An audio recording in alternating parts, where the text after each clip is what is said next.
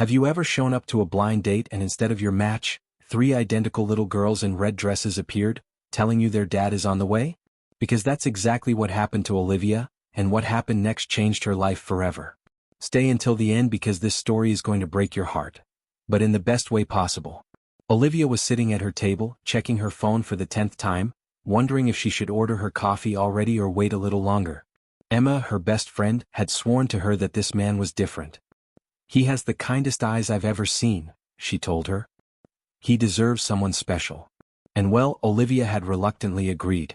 After all, what did she have to lose? She'd already been through the worst. A broken engagement, an ex-boyfriend who disappeared when things got tough, and a medical diagnosis that told her having children would be nearly impossible. So there she was at the Rosewood Cafe at 7 in the evening, waiting to meet Ethan Hayes, a man she knew almost nothing about except that Emma insisted he was perfect for her. And then she heard a little voice. "Excuse me, are you Olivia?" The voice was small, confident, and completely unexpected. Olivia looked up from her phone, ready to smile politely at the waiter, but she froze. It wasn't a waiter. It was three identical little girls, no more than 5 years old, standing in front of her table as if they'd just stepped out of a fairy tale. Perfect blonde curls, matching red sweaters, big eyes full of hope. "We came for our dad," the second girl announced with all the confidence in the world, as if that explained everything. Olivia blinked. What? Twice? This definitely wasn't what she expected from a blind date. The cafe was supposed to be quiet, romantic, a chance to see if Emma was right about this mysterious guy. But Emma never mentioned kids. And she definitely never mentioned triplets. What Olivia didn't know, what no one could have predicted, was that these three little ones were about to rewrite all the rules of love. Olivia set her phone down slowly, her confusion giving way to something softer. Curiosity maybe? Disbelief? "Sorry," she said slowly. "Did you say your dad sent you?" The first girl nodded enthusiastically, her curls bouncing. "Well, not exactly. He doesn't know we're here yet. But he's coming, we promise." The third smiled sweetly. "Can we sit with you? We've been waiting to meet you all week." Olivia looked around the cafe. Some customers had started to notice the scene. An older lady was smiling conspiratorially. A barista was peeking over the counter, clearly entertained by what was happening. "Okay," Olivia said slowly, gesturing to the empty chairs. "I think you'd better explain." The triplets climbed into the chairs across from her, moving with a synchronization that only sisters, especially triplets, could achieve. "I'm Bella," the first said, extending a little hand like a full businesswoman. "This is Clara and this is Daisy. We're 5 years old. And we're really good at keeping secrets," Daisy whispered conspiratorially. "Except this one. Dad's going to find out soon." Olivia couldn't help it. She laughed. A real, surprised laugh that broke through all the confusion. "All right, ladies. Start from the beginning. How did you know I'd be here?" Bella leaned forward, her expression serious. "We overheard Dad talking on the phone with Aunt Emma. He said he was going to meet someone named Olivia at the Rosewood Cafe at 7. He sounded nervous." "Super nervous," Clara emphasized. "He kept fixing his tie in front of the mirror." Daisy nodded wisely. "And he never fixes his tie. That's how we knew it was important." Olivia's heart gave a little jump. She didn't know whether to feel charmed or concerned. "And you decided to come here instead of him?" "Not instead of him. Before," Bella corrected. "He had to go to work. Something broke and he had to fix it. But we didn't want you to think he forgot about you because he didn't." "He was super excited this morning," Clara insisted. "He even burned the pancakes because he wasn't paying attention." "He always burns the pancakes," Daisy added matter-of-factly. "But today was worse." Olivia brought her hand to her mouth, trying not to laugh again. These girls were disarming in a way she hadn't expected. Honest, sincere, clearly adored. "So you convinced your babysitter to bring you here?" The triplets exchanged a glance. "We didn't exactly convince her," Bella said carefully. "Maybe we told her Dad said it was okay." "Which it will be," Clara added quickly. "Once he knows it worked." "Once what works?" Olivia asked, though she was starting to understand. "Our plan to make sure Dad doesn't give up on being happy," Daisy said with a smile. Olivia leaned back in her chair, studying the three faces watching her with an intensity that was both amusing and touching. "Your dad knows you're here right now?" Three heads shook in unison. "Is he going to be mad?" Bella considered it. "Maybe a little, but not for long. Dad doesn't stay mad at us. He just makes that face like, 'I love you but please don't do that again.'" And then he hugs us. Olivia felt warmth spread through her chest. She still didn't know this Ethan Hayes, but she was already learning about him through his daughter's eyes. A man who didn't stay mad, who hugged instead of yelled, who'd raised 3 brave, loving, confident little girls completely on his own. Emma hadn't mentioned he was a single dad. But now, sitting across from these girls, Olivia realized why. Emma knew she'd hesitate. That she'd overthink it. She'd built walls around her heart after her engagement fell apart, and the last thing she thought she wanted was to step into someone else's complicated life. But walls, she was learning, didn't hold up very well against 5-year-olds with curls and matching sweaters. "Can I ask you something?" Olivia said softly. "Anything," Bella replied. "Why is this so important to you? Why go through all this trouble?" The triplets went quiet. It was Clara who spoke first, her voice softer now. "Because Dad's been sad for a long, long time. He doesn't think we notice, but we do." Bella's eyes misted slightly. "He smiles when he's with us, but when he thinks we're not looking, he looks lonely." Olivia's throat tightened. She'd been lonely too. She knew that look. "He takes care of us," Clara continued. "He makes breakfast even if he burns it. He helps with homework. He reads us bedtime stories. He's the best dad in the whole world. But he never does anything for himself," Daisy said quietly. "Grandma says he's scared." "Scared of what?" Olivia asked, though she thought she knew the answer. "Of getting hurt again," Bella whispered. Olivia closed her eyes briefly. There was the missing piece. "Their mom," she said carefully, not wanting to overstep. "Is she?" "She's an actress," Bella said simply. "Now she's super famous. Sometimes we see her on TV. She had big dreams," Clara explained, her tone neither bitter nor sad, just factual, the way kids accept truths they can't change. "Dad says she loved us, but she loved acting more. And that's okay.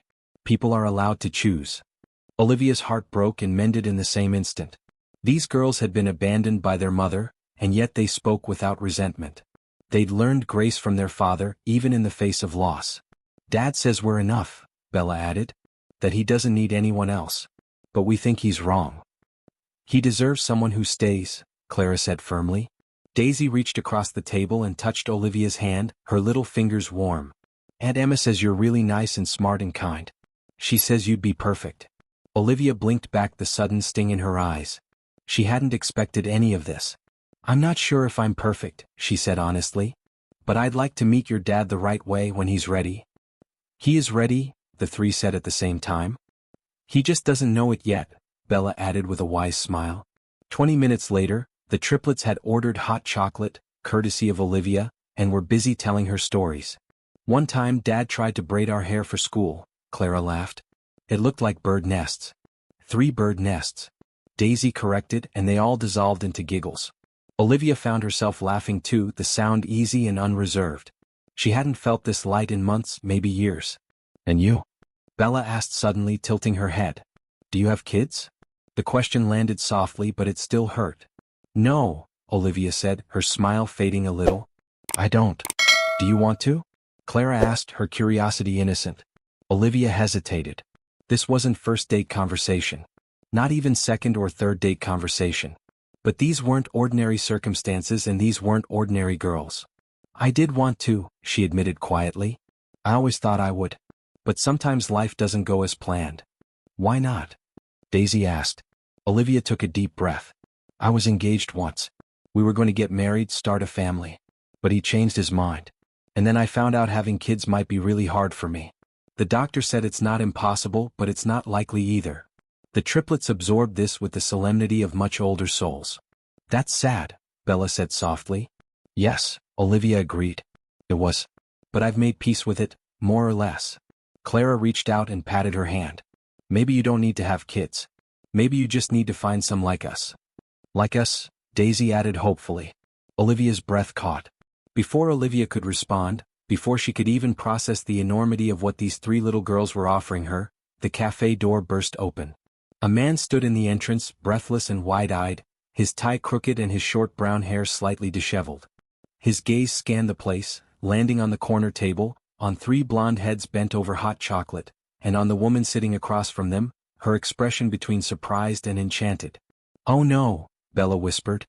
"He's here," Clara breathed. Daisy smiled. "Mission accomplished." Ethan Hayes had experienced many kinds of panic in his 33 years. The panic of hearing 3 newborns crying at the same time. The panic of realizing his wife had walked out the door and wasn't coming back. The panic of a work deadline, a sick child, a lost shoe 5 minutes before school. But this was a whole new level. He'd been in the middle of a crisis at the company, a server failure threatening to erase an entire week's worth of data, when his phone started vibrating. Once, twice, 7 times. The babysitter's messages grew progressively more frantic. "Mr. Hayes, the girls are insisting I take them somewhere. They said you approved it." "Mr. Hayes, we're at the Rosewood Cafe. I think you should come." His heart had dropped to his stomach. Rosewood Cafe. The place where he was supposed to meet Olivia. The date he'd already missed because of work. He'd bolted from the office, ignoring his assistant's protests, and driven faster than he should have. And now here he was, standing in the entrance, staring at the most mortifying and inexplicably beautiful scene he'd ever witnessed. His daughters, his 3 mischievous, brilliant, impossible daughters, sitting with the woman he was supposed to impress, looking like they belonged there. And Olivia, because it had to be Olivia even though he'd only seen a photo, was smiling. Not the polite, strained smile of someone trapped in an awkward situation. A real, warm, genuine, slightly amused smile. "Hi, Daddy," Daisy called, waving. The whole cafe turned to look at him. Ethan forced his legs to move, crossing the space in what felt like slow motion. When he reached the table, he didn't know whether to apologize first or collapse from embarrassment. "I'm so sorry. I had no idea they came here. I was at work and there was an emergency and—" Olivia raised a hand, her eyes sparkling. "You must be the man who stood me up." Ethan winced. "Not intentionally. I swear I was going to call, but everything happened so fast." "Daddy," Bella interrupted softly. "She's not mad. We explained everything," Clara added. "And she likes us," Daisy said proudly. Ethan looked at Olivia, his expression between hopeful and horrified. "I really am so sorry. This isn't how I wanted this to go." "How did you want it to go?" Olivia asked. "I don't know," Ethan admitted, running a hand through his hair. "Less chaotic. More normal." "Normal is overrated," Olivia said. And there was something in her voice, a touch of shared understanding from someone who'd also learned that life rarely goes according to plan. "Besides, your daughters are excellent company. They've been telling me all about you." "Oh no," Ethan murmured. "Don't worry," Olivia laughed. "Mostly good things. Except for the pancakes." The triplets giggled. "So you're here now," Ethan said, his tone gentle but firm. "This isn't how I wanted this to go." "It's okay," Olivia said. "And they have a point. But between us adults, he kind of was." Ethan gave her a look that said, "I see that too. But it taught me something important," Olivia said, her gaze moving around the table. "That family isn't just about biology. It's about love, about showing up, about choosing each other every day." She looked at Ethan and something passed between them, an understanding, a recognition of shared wounds that had begun to heal. "Yes," Ethan said quietly, his voice thick with emotion. "It is." After dinner, the girls insisted on showing Olivia their bedtime routine. Ethan tried to protest. "She doesn't need to see the chaos." But Olivia waved him off. She watched as Ethan read them a story, his voice doing different characters, making them laugh. She watched as he kissed each forehead, tucking them in with practiced ease. "We love you, Daddy," they chorused in unison. "I love you more," he replied in the same way he probably did every night. When he finally emerged, he found Olivia standing in the living room looking at the photos on the wall. "Thank you," he said quietly, "for being so kind to them. You didn't have to stay." "I wanted to," Olivia said honestly. "Ethan, your daughters are amazing. You've done an incredible job." "I've done my best," he said. "But some days I wonder if it's enough." "It's more than enough," Olivia assured him. "They're brave and kind and full of love. They got that from you." Ethan looked away, his jaw working. Their mother left when they were 6 months old. She was an up-and-coming actress. Victoria Lane. Maybe you've heard of her. Olivia had heard. Everyone had heard. Victoria Lane was everywhere these days. Magazines, movies, award shows. "She never wanted kids," Ethan continued, his voice low. "But birth control failed and suddenly she was pregnant with triplets. She tried to make it work, but when they were 6 months old, she got a call about an audition. A big one, career-changing. And the girls were sick. I was at work. She had to choose. And she chose the audition," Olivia finished softly. "She said she'd send money, that she'd visit. But after a year even the calls stopped. Ethan's hands clenched. I don't blame her for choosing her dream, but I blame her for making them feel like they weren't enough. They don't feel that. They know they're loved. By you. I made sure of that, Ethan said. But I've been terrified of bringing someone into their lives. What if I choose wrong? What if someone else leaves and breaks their hearts? Ethan, Olivia said, stepping closer. I can't promise I won't make mistakes, but I can promise I know what it feels like to be left. And I'd never do that to someone else. He met her eyes, and for the first time all night she saw the weight he carried. The fear. The hope. Emma was right, he said. You are special. You are too, Olivia whispered. They stood there, two people who'd been broken in different ways, recognizing something in the other that felt like the start of healing. Would you like to do this again? A real date. I'd love to. But fair warning, I might insist your daughters come sometimes. They're kind of the best part of the package. Ethan laughed, and it was the sound of a man remembering what hope feels like. One date turned into 2, then 5, then too many to count. Olivia started showing up to dance recitals, cheering louder than anyone else in the audience. She learned that Clara loved science experiments, that Bella was obsessed with books about space, and that Daisy collected smooth rocks she found on the playground. Ethan started calling her after the girls went to bed just to talk about work, about fears, about the small ordinary things that make up a life. They asked about you today, he said one night, his voice soft over the phone. What did they ask? If you were going to be their new mom. Silence stretched between them. Not awkward, just heavy with possibility. What did you tell them? Olivia asked carefully. I told them that's not how things work. That these things take time. But honestly, I hope the answer is yes someday. Olivia's heart squeezed. Me too. By December, she was spending more time at Ethan's house than at her own apartment. She helped with homework while he cooked dinner. Read bedtime stories when he got home late from work. She'd become part of their routine without either of them noticing exactly when it had happened. One afternoon, while decorating the Christmas tree, Daisy tugged on Olivia's sleeve. Can you come to our school festival? Daddy always goes alone and we want you there too. Olivia looked at Ethan, who was untangling lights with Clara and Bella. He caught her gaze and smiled, a real smile that reached his eyes. I'd love to, Olivia said. The night of the festival, Olivia sat next to Ethan in the crowded auditorium. When the triplets took the stage in their angel costumes, Ethan's hand found hers. He didn't let go, not even after the last song ended. In the parking lot afterward, as the girls ran ahead to the car, Ethan stopped. Thank you, he said. For what? For staying. For showing up. For not running when things got complicated. Olivia squeezed his hand. Ethan, this isn't complicated. This is exactly where I want to be. He kissed her then, soft and sure, under the glow of the Christmas lights strung across the school entrance. From the car, 3 little voices erupted in cheers. The months that followed were filled with quiet moments that built something stronger than passion. They built a partnership. Olivia learned that Ethan took his coffee black and hated mornings. Ethan learned that Olivia sang off-key in the car and cried at happy endings. They had their first fight when Ethan canceled their date night for work again. Olivia told him he couldn't keep putting himself last. Ethan admitted he was scared that if he stopped moving, stopped working, he'd remember how lonely he'd been. You're not alone anymore, Olivia said firmly. Let me carry some of that with you. And slowly, carefully he did.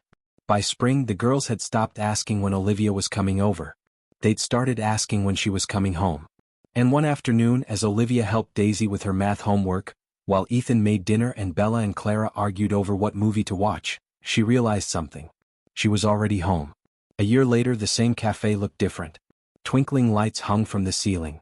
Mistletoe dangled over the doors. The smell of cinnamon and pine filled the air. Olivia walked in, her heart already racing. Emma had texted her to meet at Rosewood at 7, saying it was important. She'd been cryptic, refusing to elaborate. But when Olivia pushed open the door, she understood. Ethan was standing near their old table, dressed in a suit, his hands fidgeting nervously. And beside him, 3 little girls in matching red dresses, holding a sign. Say yes, Olivia. Olivia's hand flew to her mouth, her eyes filling with tears. Surprise, the triplets shouted in unison. Ethan laughed nervously, stepping forward. The cafe went quiet. Other customers paused, recognizing the moment for what it was. Olivia, Ethan began, his voice steady despite the emotion in his eyes. A year ago I was terrified. Terrified of trying again, of failing again, of letting someone in who might leave. But Daddy didn't fail, Bella whispered loudly. Shoo, Clara hissed. Olivia laughed through her tears. Ethan knelt, pulling a small velvet box from his pocket. You didn't just accept me. You accepted all of us. You showed up for dance recitals and bedtime stories. You held me up when I doubted myself. You became the person I didn't know I needed. And we love you, Daisy added. So much, Bella agreed. So much, Clara emphasized. Ethan opened the box, revealing a simple, elegant ring. Olivia Brooks, will you marry me? Will you let us be your family? The cafe held its breath. Olivia looked at Ethan, the man who'd taught her that broken hearts could still love. Then at Bella, Clara, and Daisy, the three little girls who'd burst into her life and refused to let her hide. Yes, she whispered. Then louder. Yes. The cafe erupted in applause. Ethan stood, sliding the ring onto her finger and pulling her into a kiss. The triplets swarmed them, hugging their legs. We're getting married, Bella yelled. We're going to be a real family. Clara squealed. I told you the plan would work, Daisy said smugly. Outside, snow began to fall, soft and steady, blanketing the world in a silent promise. Olivia pulled away from Ethan, her forehead resting against his. I can't have biological children, she reminded him softly. I know, Ethan said, gesturing to the three little girls beaming up at them. But you already have these three and they already have you. Bella tugged on Olivia's dress. Can we call you Mom now? Olivia's breath caught. She knelt, gathering the three girls into her arms. If you want to, she whispered. We do, they said together. And just like that, Olivia Brooks, who thought her story had ended, realized it was just beginning. Because love, she learned, doesn't always come the way you expect. Sometimes it comes 3 years late in matching red sweaters, delivered by three little girls brave enough to believe their broken-hearted dad deserved a second chance. And sometimes if you're lucky it stays. 6 months later, in a small ceremony in a garden full of wildflowers, Olivia walked down the aisle toward Ethan. The triplets went ahead as bridesmaids, scattering rose petals with all the seriousness of their newly turned 6 years. When the judge asked if anyone had any objections, Daisy raised her hand. I do, she said, her little voice clear in the stunned silence. Olivia's heart stopped. Ethan paled. I object, Daisy continued seriously, to this taking so long. They should already be married. The garden erupted in laughter. Ethan and Olivia exchanged a look of relief and pure love. I agree with the young lady, the judge said with a smile. Let's proceed quickly then. When Ethan kissed Olivia as his wife, the triplets cheered louder than all the guests combined. At the reception, as they danced their first song as husband and wife, Bella, Clara, and Daisy sneaked onto the dance floor, wrapping around their legs. This is our family, Bella said with satisfaction. Forever, Clara added. And no one's ever leaving, Daisy said, looking up with those eyes that had seen too much pain for her young age. Olivia knelt, not caring that it wrinkled her wedding dress. Never, she promised, her voice firm and clear. I choose to stay. Every day for the rest of my life I choose you. Ethan knelt too, and the 5 of them hugged in the middle of the dance floor as the guests watched with misty eyes. You know what? Ethan whispered in Olivia's ear. I think our daughters are the best matchmakers in the world. Olivia laughed, looking at the 3 faces beaming up at her with so much love her heart could burst. The best, she agreed. That night, after the guests had gone and the girls finally fell asleep, exhausted from the day's excitement, Ethan and Olivia sat on the porch of their home, looking at the stars. Did you ever imagine your life would end up like this? Ethan asked. Olivia thought about the woman she'd been a year ago. Alone, convinced her chance at family had passed. Guarding her broken heart behind walls she thought would never fall. No, she admitted. But it's better than I ever imagined. Ethan took her hand, lacing their fingers. 3 little girls walked into a cafe. And changed everything, Olivia finished. They sat in comfortable silence, 2 people who'd been broken and found themselves whole in each other's pieces. And somewhere inside, 3 little matchmakers dreamed of princesses and castles and happy endings, not knowing they'd already created the most perfect one of all. Because at the end of the day, family isn't about biology or perfect plans or stories that follow the script. It's about 3 brave little girls in matching red sweaters. It's about a single dad who learned to love again. It's about a woman who discovered her broken heart still had room for 4 more people. It's about choosing each other. Every day. In chaotic mornings with burned pancakes. In quiet nights reading stories. In dance recitals and math homework and the small ordinary moments that build an extraordinary life. And when Bella, Clara, and Daisy grew up and had their own stories to tell, they always started the same way. One day we decided our dad needed to be happy. So we went to a cafe and met the woman who would become our mom. And you know what? The best plans are the ones you make with your heart, not your head. Olivia and Ethan grew old together, surrounded by love and laughter and the beautiful chaos of a chosen family. There were graduations and first dates and broken hearts that healed with time. There were tears and fights and hard moments because that's real life. But always there was love. And on quiet nights, when the house was finally silent, Ethan still took Olivia's hand and whispered, "Thank you for staying." And she always replied, "Thank you for letting me in." Because that's what true love does. It doesn't come perfect. It doesn't come easy. Sometimes it comes in the form of three mischievous little girls who refuse to let fear win. And when it comes, when you finally find your people, you hold on with everything you've got and never let go.